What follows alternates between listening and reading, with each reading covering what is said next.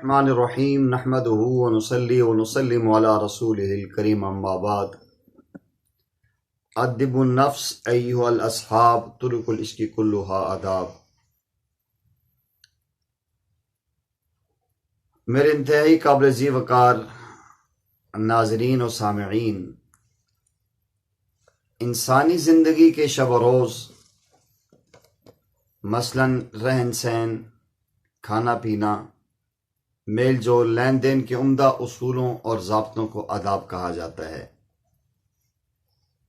اور ان آداب کی پابندی ہی انسان کو تہذیب یافتہ اور شائستہ بناتی ہے۔ اگر معاشرے کا ہر فرد ان آداب کو ملوز خاطر رکھے اور دوسرے انسانوں کو زیادہ سے زیادہ فائدہ پہنچائے اور ان کی تکلیف اور ناگواری ختم کرے تو یہ دنیا کا بہترین اور خیر الناس انسان بنتا ہے۔ دنیا میں جتنی بھی قومیں ہیں انہوں نے معاشرت الگ جگہ سے اٹھائی اور آداب الگ جگہ سے اٹھائے ہیں۔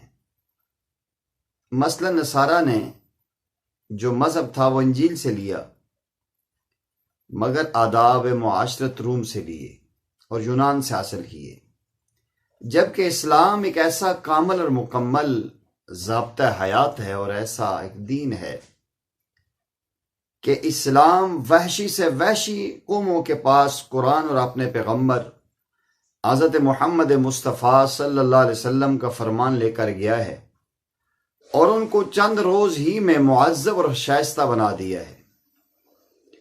دور حاضر میں اکثر مسلمانوں نے کھانے پینے، رہنے سہنے کے، زندگی گزارنے کے جو طریقے ہیں وہ کفار و منافقین مشرکین کے اپنا لیے اور اپنی معاشرت، معیشت، تمدن، ثقافت میں انہیں اپنا امام اور مقتدا بنا لیا ہے۔ یہی وجہ ہے کہ آج انسان کی زندگی اس کے لیے اجیرن بن چکی ہے۔ تعجب ہے، امام الانبیاء فخر کائنات صلی اللہ علیہ وسلم پر ایمان لائیں اور طور طریقے اور اخلاق و کردار کسی اور سے لے کر آئیں، اور آج تو یہاں تک بعض نام نہاد مسلمانوں کی بات جا چکی ہے کہ اپنے آقا کریم صلی اللہ علیہ وسلم کی اتباع میں خفت محسوس کرتے ہیں اور اپنی عار محسوس کرتے ہیں۔ پیارے آقا جناب رسول انور صلی اللہ علیہ وسلم نے خود ارشاد فرمایا، ادبنی ربی فاحسن تأدیبی، مجھے میرے رب نے ادب سکھایا ہے اور بہترین ادب سکھایا ہے۔ ہر مومن کو چاہیے کہ آداب زندگی سے اعمال کو زینت بخشے۔ یاد رکھیں، جو بھی عمل ادب سے خالی ہوگا وہ حقیقت میں حسن و جمال سے خالی ہوگا، لہذا بارگاہ الہی میں وہ انسان ناپسندیدہ ہو جائے گا۔ حدیث قدسی ہے، ان اللہ جمیل یحب الجمال، اللہ تعالیٰ خوبصورت ہیں اور خوبصورتی کو پسند کرتے ہیں۔ قرآن مجید میں سورہ ملک میں اللہ جل جلالہ نے زندگی اور موت کی تخلیقی غرض کو یوں بیان کی ہے، الذی خلق الموت والحیات لیبلوکم ایکم احسن عملا، کہ جس نے موت اور زندگی اس لیے پیدا کی تاکہ وہ تمہیں آزمائے کہ تم میں سے کون ہے جو بہترین عمل کر کے آئے۔ معلوم ہوا اللہ جل جلالہ کو اعمال کی کثرت کی بنسبت اعمال کا حسن زیادہ محبوب ہے۔ بس مومن کو چاہیے کہ ہر عمل میں آداب کی رعایت کو ملوز خاطر رکھے۔